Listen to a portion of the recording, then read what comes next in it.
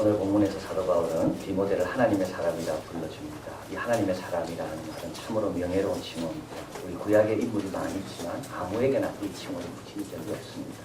모세, 다윗, 사무엘 같은 엘리야이라는 위대한 종에게만 이 호칭이 붙어졌습니다. 디모데는 누굽니까? 디모데는 루스드라는 지금 터키 지역에 있다고요. 코니아라고요. 코니아. 그래서 이번에 한 스무살 만났는데 어디 계시냐 했더니 코니아인데 거기가 바로 루스드라, 디모데의 고향이다. 아주 작은 도시입니다. 조그만 도시 출신이고 디모데는 혼혈하죠. 자기 아버지는 헬라인이고 어머니는 유대인입니다. 혈통으로 보나 지역으로 보나 배경으로 보나 구약의 위대한 인물과 비교가 되지 않는 아주 보잘것없는 어떻게 보면 건축자의 버린 바와 같은 그런 사람에게 사도 바울은 너는 하나님의 사람이라고 불러줍니다. 그리고 이제 오늘 본문에서 하나님의 사람은 어때야 되는가 그에 대해서 말씀하고 있습니다. 그래서 하나님의 사람은 어떤 게 하나님의 사람입니까? 저기 모세와 같은 사람은 어떤 사람입니까? 엘리야와 같은 사람은 어떤 사람입니까? 하나님의 사람. 그래서 오늘 본문에서 몇 가지 이야기합니다. 하나님의 사람은요 한 방향으로 달리는 사람입니다. 이것들을 피하고 그쪽으로 가는 사람이 아니에요. 의와 경건과 믿음과 사랑과 인내와 온유 쪽으로 달려갑니다. 그래서 하나님의 사람을 보면 이 사람이 어떤 쪽으로 방향을 향하고 있는지 그걸 보면 이 사람은 하나님의 사람인지 이 사람은 세상의 사람인지 어느 쪽으로 달려갈 때 기뻐하는지 어느 쪽으로 달려갈 때 더 빨리 달려가는지 이게 하나님의 사람인 겁니다. 이것들을 피하라 되어 있죠. 이것들은 앞에 나와 있는 돈에 대한 욕심을 피하라. 돈을 사랑하는 것은요 하나님의 사람이 될 수가 없어요. 의와 경건은 돈과 상관이 없는 거예요. 의와 경건을 추구하려면 이건 돈으로부터 자유로워야지만 의와 경건과 믿음과 사랑과 인내와 온유를 추구하는 거예요. 언쟁을 좋아하는 거 그건 하나님의 사람이 될 수가 없는 거예요. 이것들을 피해라. 그래서 하나님의 사람은 마치 불이 났습니다. 그럼 어디로 향합니까? 비산불을 향해 달려가는 것과 같다는 거예요. 북쪽으로 달려가는 사람은 아무도 없는 겁니다. 한쪽 방향으로 달려가는데 비산불을 향해 그래서 한쪽 방향으로 달려가는 그 사람이 하나님의 사람이에요. 하나님의 사람은 정체된 모습이 아니에요. 어떤 방향으로 움직이고 있는가 그게 그 사람이 누군지를 보여준다는 거예요. 두 가지를 우리에게 이야기해요. 하나는 하나님의 사람이기 때문에 불에 가면 튀게 돼 있다. 아무리 하나님의 사람이라 할지라도 사람이기 때문에 양쪽 방향으로 걸치고 살려 하다 보면 그 사람은 힘들어진다는 거예요. 다윗 하나님의 사람입니다. 우리아의 아내 밧세바가 목욕하는 걸 보고 넘어지지 않을 수가 없었어요. 모세 하나님의 사람입니다.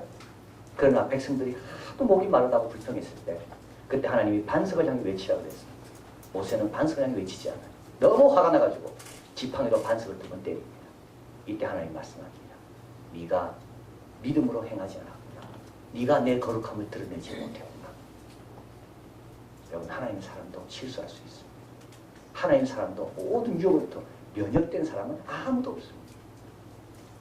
그래서 어떻게 해요? 피할 것을 피해야 돼요. 그리고 또 한 가지 하나님의 사람은 달려갈 것이 있죠. 추구할 것이 있죠. 추구할 것이 너무 많이 있습니다. 이거는 복음입니다. 왜냐하면 지금부터 추구하면 되니까. 지금부터라도 그쪽으로 가기를 결심하면 되니까. 지금이라도 우리에게 길이 열려져 있으니까. 이거는 뭐죠? 이거는 모든 사람에게 공정하게 대하는 겁니다. 돈을 사랑하면 그렇게 안 됩니다. 그걸 피해야지만 모든 사람을 공정하게 대할 수가 있습니다. 경건, 기도 생활, 예배 생활 다 잘하고 싶은 겁니다. 그게 열려있는 거예요, 지금 우리에게.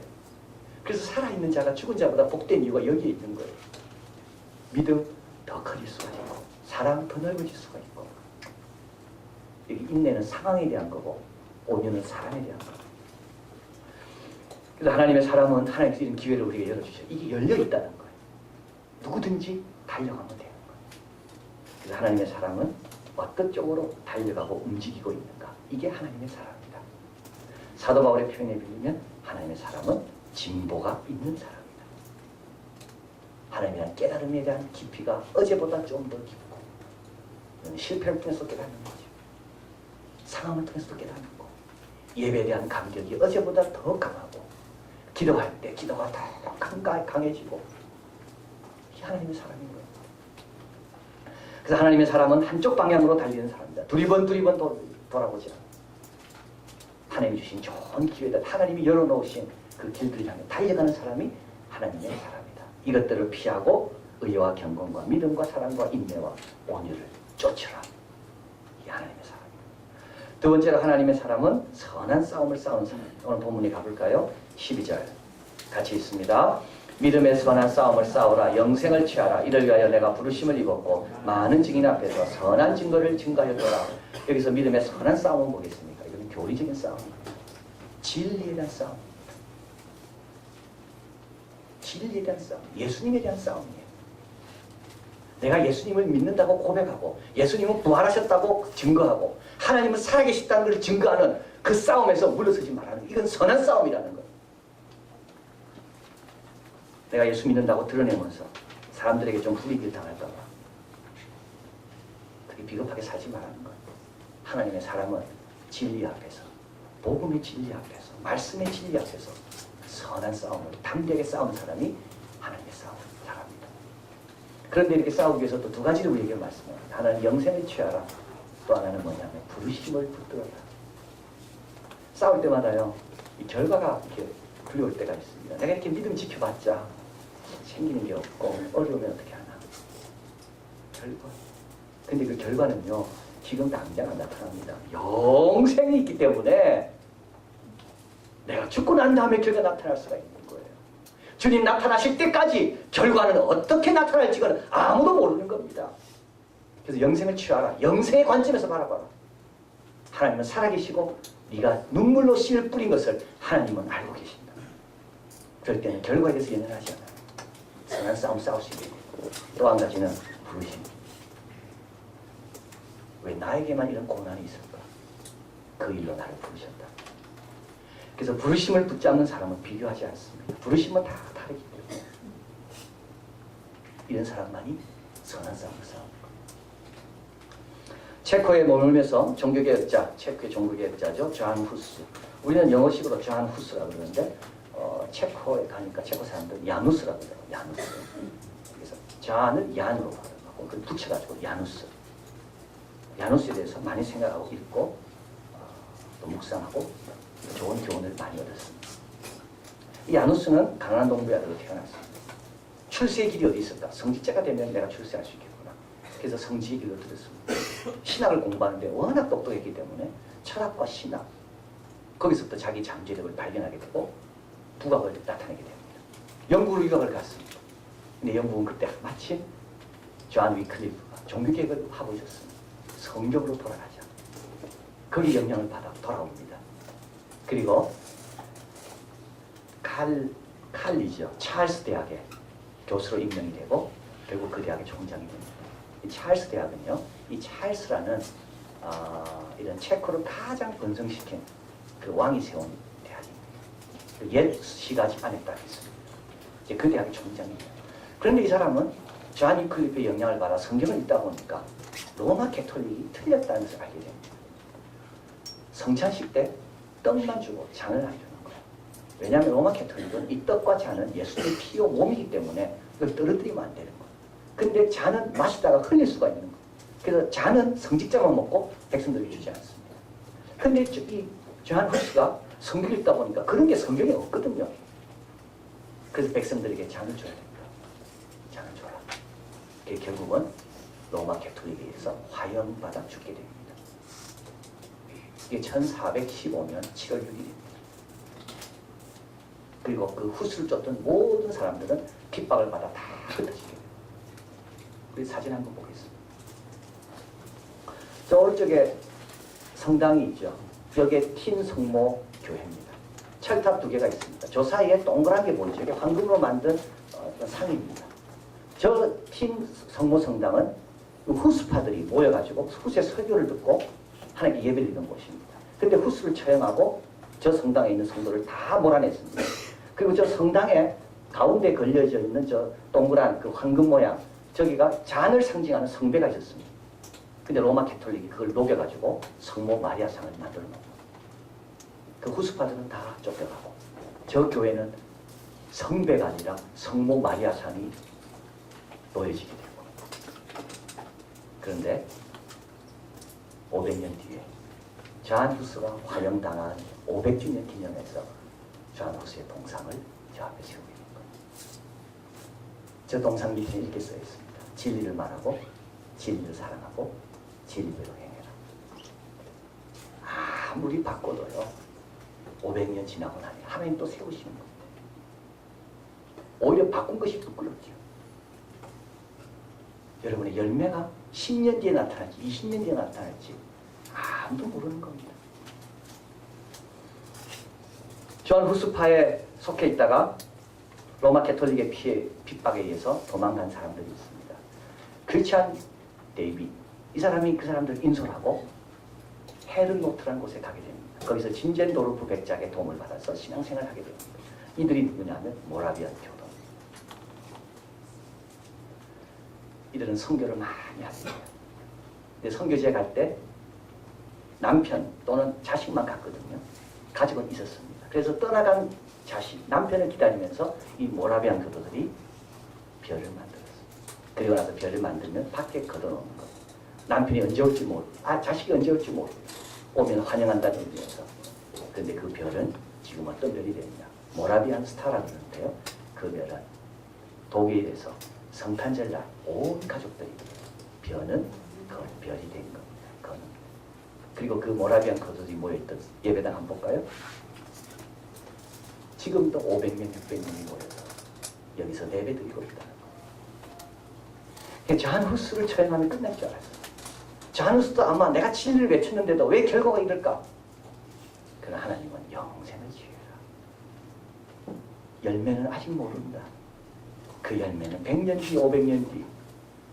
그리고 이 브래드린 처치, 이 처치는 지금 세계 30개국에 나가서 선교하며 구제하며 이 마을 전체가 이 브래드린 처치에 의한 구제와 사회봉사의 마을로 아름답게 꾸며져 있더라고요. 히브리서는 말씀합니다. 저가 죽었으나 그 믿음으로써 오히려 말하느니라. 요한일서 사도 요한은 말합니다. 이 세상도 그 정욕도 지나가되 오직 하나님의 뜻을 행하는 이는 영원히 거하느니라. 진리를 위해 싸울 때 열매에 대해서 너무 염려하지 마십시오. 열매하고 판단해서 가면 큰일 납니다. 왜냐하면 열매는 영원한 가운데 언제 맺힐지 모르기 때문에 비교할 필요도 없는 거예요. 부르심에 따라 성실하게 반응하면 되는 거예요. 이게 하나님의 사랑인 거예요. 마지막으로 하나님의 사랑은 모든 영광을 하나님께 돌립니다. 이렇게 열심히 달리고 이렇게 수고했습니다. 진리를 위해서 다 헌신했습니다. 그러고 나서 영광을 자기가 가져가면 안 됩니다. 그래서 마지막에 넘어지는 사람이 얼마나 많은지 몰라요. 열심히 달려갈 때는 달려가요. 그러나 열매를 놓고 싸우는 경우가 얼마나 많습니까? 목표를 향해 추구할 때는 괜찮아요. 그러나 목표가 달성되고 나면 그 목표에 몫을 놔가지고 얼마나 많은 사람이 다투고 거기서 무너지는지. 하나님의 사람은 누구라고요? 이렇게 수고했지만 모든 영광은 하나님께 돌리는 것. 그래서 오늘 사도 바울은 또 디모데에게 이렇게 이야기합니다. 13절 만물을 살게 하신 하나님 앞과 본디오 빌라도를 향하여 선한 증거로 증거하신 그리스도 예수 앞에서 우리는 누구 앞에 있다고요? 만물을 살게 하신 하나님 앞에 있다. 본디오 빌라도 앞에서도 선한 증거로 담대하게 증거하신 예수님 앞에 있다. 그에 비하면 너는 아무것도 아니다. 16절 같이 읽겠습니다. 오직 그에게만 죽지 아니함이 있고 가까이 가지 못할 빛에 거하시고 아무 사람도 보지 못할 것 또 볼 수 없는 자신이 그에게 존귀와 영원한 능력을 돌릴지어다. 아멘. 하나님의 사람이 안 나옵니다. 여기는 하나님의 사람, 하나님의 영광. 존 칼빈은 이것을 주석하면서 이렇게 말합니다. 세상을 자꾸 보면요 하나님의 영광이 흐릿해진대요. 세상 자꾸 쳐다보는 사람은 세상이 크게 보인다는 거예요. 그러나 하나님을 자꾸 쳐다보는 사람은 하나님의 영광이 제대로 보입니다. 이렇게 말합니다. 오직 그에게만 죽지 아니함이 있고 참 너무 멋진 표현입니다. 그래서 우리가 살아가고 있는 생은 그분으로부터 빌려온 것이다. 그분에게만 죽지 아니함이 있습니다. 우리가 살아 호흡하는 것은 그분이 빌려준 거예요. 가까이 가지 못할 빛에 거하시고 그분을 막을 것은 아무것도 없다. 아무 사람도 보지 못하고 볼 수 없는 자다. 우리 힘으로, 우리 육신으로 하나님을 볼 수가 없다. 그분이 하나님이시고. 근데 기약이 이르면 그분이 나타나신 거예요. 그게 얼마나 우리가 그분의 영광을 위해 깨어 준비하고 있어야 되겠습니까?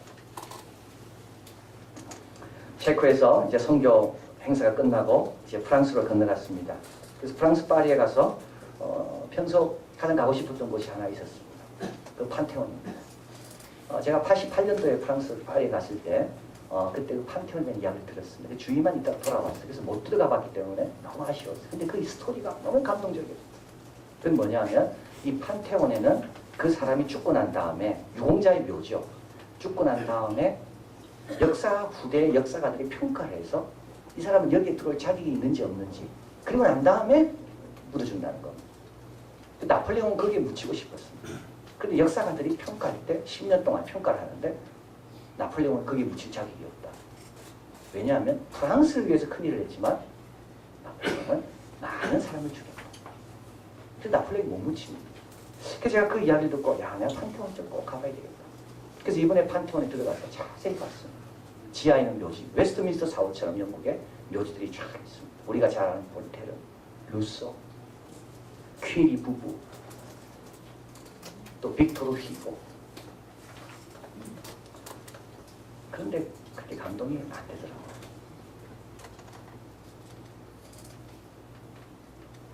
근데 제네바로 넘어왔습니다. 존 칼뱅이 종교개혁을 했다. 존 칼뱅은 누구입니까? 우리 장독의 창시자입니다. 그러나 동시에 루트가 종교개혁을 하고 난 다음에 모든 종교개혁의 신학적이고 성경적인 내용을 정리한 사람이 칼빈입니다. 예를 들면 구교에서 나온 개신교 교회는 교회냐 아니냐 이걸 정리한 사람이 칼빈인 겁니다. 우리가 사는 목적이 뭔가 이걸 정리한 사람이 칼빈인 겁니다. 직장생활을 해야 되는데 이것이 어떤 일인가 하나님의 부르심과 택하심 이게 칼빈인 겁니다. 그래서 그 모든 것들을 가장 잘 요약한 것이 기독교 강요고 이건 칼빈이 적었습니다. 존 칼빈은 리옹에서 태어났고요. 그 아버지는 리옹 그 성당도 다녀왔습니다. 아주 큰 성당에 그 비샵의 그 감독의 공직을 맡은 그 법무사와 같은 역할을 한 사람. 우리가 갔던 그날도 그날 오후에 교황이 방문한다고 해요. 얼마나 대단한 성당인지 모르겠어요. 근데 거기에 있었어요. 근데 칼빈은 거기서 자랐어요. 근데 루트의 영향을 받고 인문주의 영향을 받아가지고 기독교 강요를 적게 되고 기독교 강요가 알려지게 되고 칼빈은 핍박을 피해서 여행하다가 제네바에 들리게 됩니다. 이때 칼빈이 왔다는 소식을 듣고 파렐이 제네바에서 같이 멋진 하나님의 도성을 만들어보자. 그래서 칼빈이 거기에 머물게 됩니다. 한 2년 정도 있었어요. 근데 제네바 사람이 칼빈을 싫어해요. 쫓아내요. 그래서 법을 정해요. 칼빈은 이 시에 절대 다시 못 들어온다.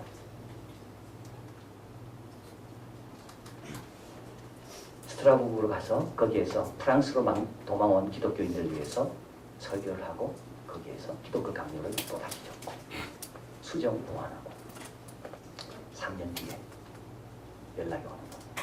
제네바시에서 만장일치로 당신을 오기를 원한다. 정했다. 칼빈이 이렇게 대답합니다. 하루에 1000번씩 죽었던 그 십자가 위에 있기보다는 차라리 다른 식으로 100번 죽는 게 낫겠다. 보고 싶지 않은 거. 그러나 칼빈은 결국 제네바로 돌아옵니다. 그때 그는 이렇게 말합니다. 만일 내 자신이 스스로 결정할 수 있다면 제네바로 돌아가는 일을 하지 않을 것이다. 그러나 내 자신의 주인이 내가 아닌 것을 알기에 내 심장을 제물로 주님께 바친다. 그것도 즉시 진실하게. 그리고 돌아옵니다. 그리고 그가 떠났던 교회, 설교하다가 쫓겨났던 그 교회 다시 쓰게 됩니다. 이게 비에르 교회입니다. 뭐 보시겠어요? 그리고 저 위에서 설교를 시작하게 됩니다. 3년 전에 칼빈을 쫓아냈던 성도들이 쫙 있는 거예요. 성도들은 아주 초조하게 기다립니다. 칼빈의 첫 마디가 뭘까? 3년 동안 방황하면서 우리로 쫓겨났던 칼빈이 다시 돌아왔을 때 우리를 향해 처음 입을 열 때 어떤 말씀을 할까? 근데 칼빈은요. 떠나기 전에 했던 본문, 그 다음 본문을 읽고 자연스럽게 본문 해석을 해봅니다. 그리고 중학교를 세웁니다. 초등학교를 세웁니다. 제네바시 의무교육을 시킵니다. 수요일날은 수업을 안 했습니다. 학교가. 수요일날은 오전에는 교회 가고 오후에는 휴식하고 토요일날은 주일날 공부할 내용을 미리 준비하고 제네바 대학을 세웁니다. 그리고 제네바 대학에서는 1500명의 유학생들이 와서 신학과 법학을 배우게 됩니다. 1564년 6월 6일 칼빈은 마지막 설교를 하고 4월 20일 공증인에게 그의 유서를 받아 적게 합니다. 하나님의 은혜에 감사하고 하나님 주신 은총을 따라 하나님 말씀을 순수하게 설교하고 성경을 충성스럽게 해석하고 최선을 다했다고 받아 적게 합니다. 4월 27일입니다. 시장관과 소의회 위원들을 만납니다. 여기서 칼빈이 이렇게 말합니다. 자기의 결점을 참아준 것에 대해서 고맙다고. 그리고 공적인 삶에도 하나님의 명예를 추구하라고. 그리고 5월 27일 그는 사망합니다. 그 다음날 매장됩니다. 그는 자기를 경배하기를 원치 않았습니다. 자기의 형상을 만들기도 원치 않았어요. 자기의 동상께서 제네바시에는요 칼빈 동상이 없습니다. 칼빈이 원치 않았어요. 그리고 자기 무덤도 사람들이 기억하기 원치 않았어요. 죽을 때 JC 저한 칼빈은 조그만 돌만 하나 남겨져 있어요. 그걸 사람들이 발견한 거예요. 그리고 조그만 무덤을 지금 보관하고 있는 거 한번 보겠습니다. 이 앞에 있는 돌은 칼빈이 적은 게 아닙니다. 이거는 현대에서 이 무덤을 표시하기로 적은 거고요. JC라는 돌은 저 안에 있습니다. 근데 이게 멋져 보이지만 실제로 이 무덤은 아주 보잘것없는 707번 자 구석에 있는 무덤 한 번 더 볼까요? 저쪽에 있죠. 오른쪽 가장 구석.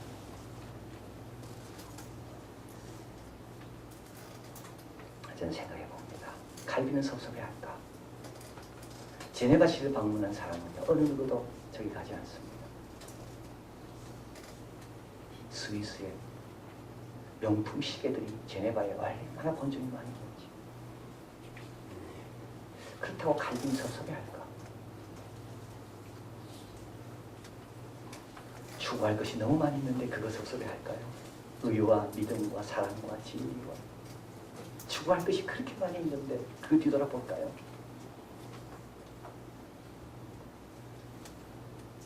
영광과 존귀는 홀로 하나님 그분에게 돌아가야 되는데 칼빈은 아마 더 기뻐할 겁니다. 자기에게 오지 않는 것을. 히브리서 11장이 생각났습니다. 저희들은 멀리서 보고 환영하고 기뻐하고 다 믿음을 따라 죽었고 약속을 받지 못하였다. 그러나 더 나은 본향을 사모합니다. 그러므로 하나님이 저희 하나님이라 일컬음 받으심을 부끄러워 아니하시고 죄를 위하여 한 성을 우리에게 하셨다. 이 하나님의 사랑입니다. 하나님 영광을 위해서. 내일부터 우리 작년 성경학교가 있습니다. 여러분 등록하셨습니까? 많이 배우려고 하셔야 됩니다. 더 좀 알아야 되겠다. 내가 더 많이 좀 들어야 되겠다. 좋은 거 더 많이 봐야 되겠다. 그리고 혹시 수고해도 열매가 없어서 힘드신 분이 있습니까? 500년 뒤에도 열매가 맺히는 거예요. 저희들은 다 믿음을 따라 죽었습니다. 죽을 때 눈에 보이는 게 없었지만 믿음을 따라 죽었습니다. 제가 선교사님들에게 이제 마지막 날 말씀을 전하는데 노아가 생각나더라고요. 노아는 방주를 120년 동안 지었어요. 근데 아무도 그 방주에 안 타요. 열매가 없는 거 아닙니까? 그 방주에 자기 식구밖에 안 타요. 120년 동안 그렇게 잘 지어도 열매가 없을 수가 있는 거예요. 그러나 하나님께서 무지개를 주시고 노아의 후손을 통하여 아브라함이 태어나게 하시고 여러분 너무 열매에 집착하지 마시고 영생의 관점에서 바라보는 거예요. 그리고 오늘도 너무 내가 주목받고 너무 내가 인정받고 거기에 좌우되지 마시고 우리 하나님 영광만을 위해서 쓰임받아서 감사하다. 이런 사람이 하나님의 사람이고 이런 사람이 영향을 미치는 사람이다. 기도하시겠습니다.